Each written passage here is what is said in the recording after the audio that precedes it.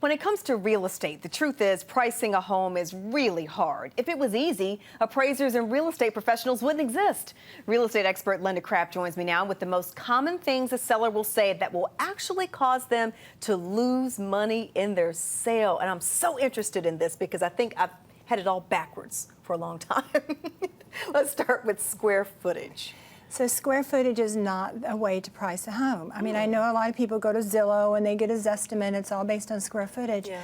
But you can be so wrong with square footage because it has to do with where is the square footage and how is it used.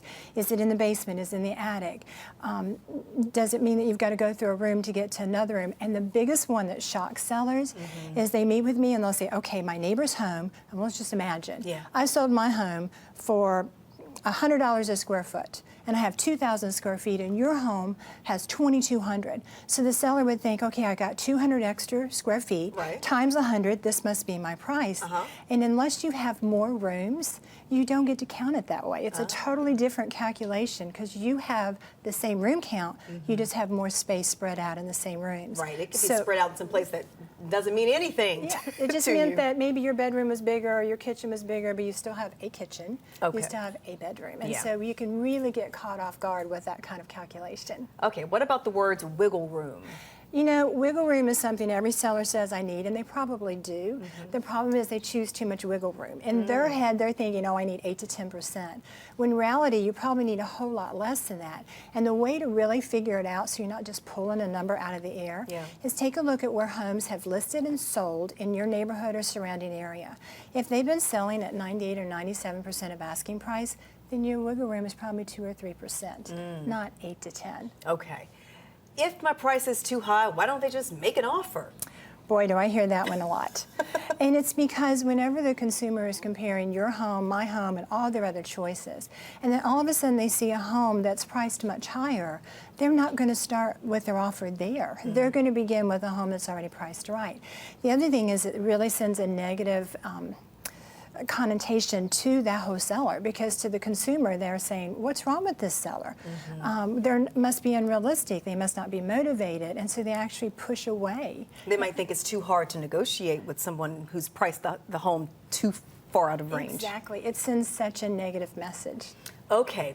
Seller says, I'm in no hurry. I've got till the end of the school year, or my new job doesn't start until such and such date. What's wrong with that? Oh boy.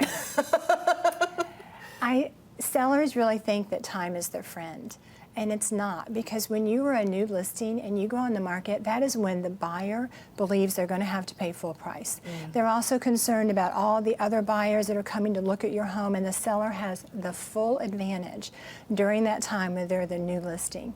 After time passes, they lose their advantage, and now the buyer has the advantage because they look at their home and they say, well, if nobody else wanted this home, what's wrong with it? Well, surely I'm not going to pay that price because no one else was willing to pay the price. It must be wrong. And it's kind of like when we go shopping for clothes, the new arrivals come in at the department store, they're up front, and as time goes on, they just keep getting deeper and deeper into the store until pretty soon they're on the red dot clearance. Well, there's a reason. Time was not the friend, and it's the same thing for sellers. But for me, when I go to buy that dress that's on the red dot, for me, I feel like I've got a great bargain. It's a good thing. Yeah, and but does it not work that way with homes? It doesn't. Okay. It doesn't. There's just too much choice, and there's too much emotion in buying a home.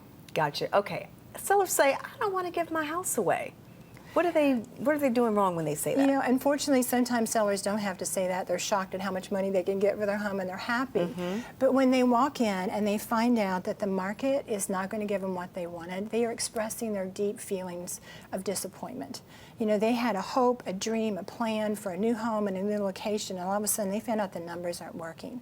And so what I always ask everyone to do when they're feeling that is to sit back and take out a calculator and really think about this.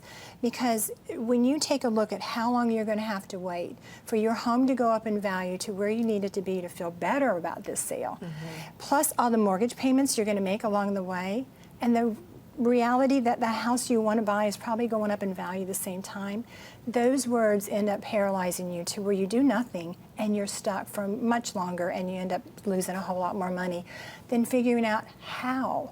How can we make this dream a reality? What is the solution here? And there are so many different solutions. that, you know, when they say I'm not going to give, oh, actually, I really hope someday when they say I'm not going to give my house away that they'll give it to me. Wouldn't that be great? That would be great. Wouldn't that be great? I'm waiting. You know what? I changed my mind. I'm going to give it to you. Wouldn't that be awesome?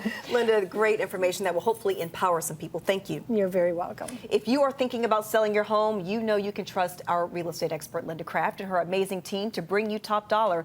Give them a call at 919-235-0007 or visit lindacraft.com.